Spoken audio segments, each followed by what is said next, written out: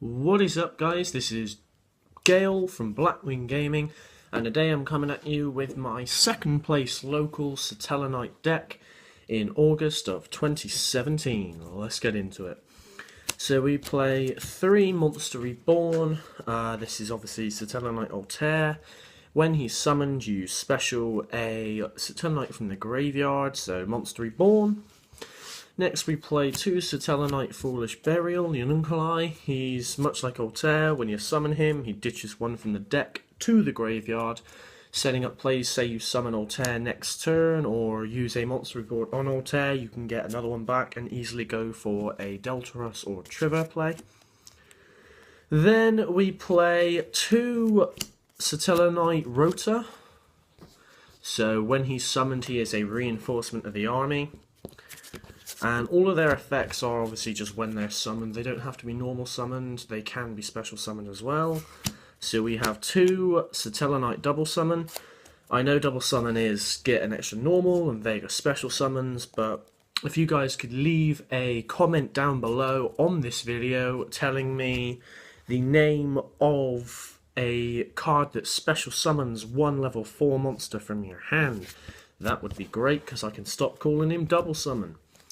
Up next, we're running a bit of a anti-meta strategy. I was playing this against dinosaurs and against pendulum magicians, and these 2 cards come in so clutch. So I've got 1 filthy common Thunder King Ryo and 1 even worse gold rare Thunder King Ryo. If somebody wants to hook your boy Gale up with secrets, much appreciated. But no, playing these, they can't search, they can't do anything, and then my opponent, despite reading Thunder King Ryo 3 times, still decided, after setting up his hand and doing this and that, he penned 5. I just Thunder King Ryo, tributed, they all hit the grave. And that was pretty much all she wrote for that. Then we run the mandatory 1 Max C. Probably not for much longer. If Konami's listening to the player base, this will go to 1, but whatever it's at, we're playing it. Then we're playing, admittedly in the tournament, I was playing double Ghost Ogre in my main deck, and I side them out literally every single game because the 2 cards that I'm about to show you were in my side deck, and they were just better in the main. So now that the tournament's over, I have switched them over, so we're playing double Honest. I was playing Ghost Ogre mainly to shut down cards like Dragonic Diagram, you know, Zodiac Barrage, any of the pendulum stuff, and while they did come in useful, Honest was so much more clutch. For the occasional time that you brick and you only open like the Thunder King or just one of the other Satellarknights that's not Deneb, having him in hand is a lot more useful than having Ghost Ogre in hand, because you've got plays with him next turn. If your opponent doesn't get rid of it and you haven't used the Honest, you've got something to make a rank 4. Or if your opponent attacks in, then you've got a battle trap in hand. Next we play 1 Reinforcement of the Army because they're all warriors, 1 Foolish Burial because Altair, and we obviously play the Call of the Haunteds along with Soul Charge. Pretty standard. Then I play 2 Satellarknight Skybridge. This card is phenomenal. So you target 1 Satellarknight monster on your field, special summon 1 from the deck with a different name than the card that was targeted by this effect, special summon it. So normally, say we go for a, what I was doing was I was going Ununculai. Ununculai effect, ditch Altair, and then activate Skybridge. So Skybridge will shuffle Ununculai back, summoning Altair. Altair will search Deneb, and then Deneb will either search the Altair, a Vega, or a Ununculai, whichever one you need for your next play, from the deck straight to your hand. Then a card that I was siding out quite a lot for the new Heavy Storm Duster card, but I was running 2 Twin Twister in the main deck. I would not take them out of my main deck because game 1 they're great, and then normally your opponent's making you go like second, and Twin Twister is just a good blowout card if you're going second. However, if I win the dice roll, I tend to want to go first. and lots of my opponents today actually made me go first because they wanted to be able to OTK and things, so the Heavy Storm Duster was a little bit more useful than Twin Twister, but it still wouldn't cut it. Then I was playing 2 Forbidden Chalice, because Forbidden Chalice is just an excellent negator. It negates so many effects, and it's just... I just love playing this card against someone. Then I play the 1 Regeki because it's obligatory, and board wipes are great. Yes, I know it is a common. Ugh, the disgust. Anyway, so next, the reason why it's been nicknamed the Go F Yourself deck. At my locals, we play 3 Satellarknight Alpha. This card is you tribute a Satellarknight monster to negate a monster spell or trap effect. After that, you destroy that card and then draw 1 from your deck. It is fantastic. Then we play, to continue the Go F Yourself streak, we play 1, 2, 3 Solemn Strikes and the 1 Solemn Warning. There was no point today that I could not activate one of these when I drew it. There was no point where my life points were so low that if I top decked into it I couldn't have played it. I understand that that's a possibility with playing so many cards that require life point cost. However, in one game I resolved 2 strikes and a warning against my opponent, because if you're skillful with your play and you don't hit the obvious stuff, like he summoned a Skullcrabat Joker and I let him set up and then Solemn Strikes the Pendulum Summon, knowing that he would get advantage off a Pendulum Graph, and then I wait for his recursion play to flip the Solemn Warning on the follow-up, and that was all she wrote in that game. Next we have the Revival Engine, so we have 3 Call of the Haunted, 1 Oasis of Dragon Souls. I'm debating whether or not I'm doing it, and I'm going to ask you guys down in the comment section below to help your boy Gale out with this one. Should Oasis of Dragon Souls be taken out for Back to the Front? Because some of the cards in the extra deck specifically require warriors, and I understand that Triver does bounce this back, so it is reusable, but I just think Back to the Front's better, because most of the time Oasis of Dragon Souls just ends up as a dead card on my field.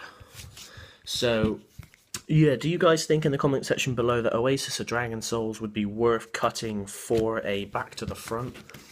Or do you reckon it's worth keeping it in? Next up we have, because I knew I was going to be facing lots of OTK-centric decks, I was playing double Mirror Force in the main deck. Somebody attacked into me with an ABC today in his turn, and I Mirror Forced, and he got Super Salt. It came through so clutch. I'm happy with the way that performed today. And then obviously I was playing the third one in my side, but we're playing 2 Anti-Spell Fragrances in the main board because we have a very minimal spell list, and honestly the spells can wait a turn to activate. They're not that important to the deck. We do run a hell of a lot more traps. Now on to the extra deck. So this is the extra deck that had everyone talking at my locals today because nobody could understand some of the card choices. So I only play 1 Boltimus. 1 is all you need. I went into him almost every game. 2 Triver. You normally end up in a game, if it goes on for a while, summoning 1 off Boltimus, and then normally when he hits the grave or you've done Link Summon or something and brought more back, you end up dropping him on board by making him 3 Tellers. I don't think that you need more than that. Then I play 1 Satellarknight Deltaros because this card is amazing. If you're going first and can make it, please do. I played 1 Satellarknight Constellar Diamond, and this card was fantastic. I played 1... what is it called? They're the new Light Swarms, but they're dark.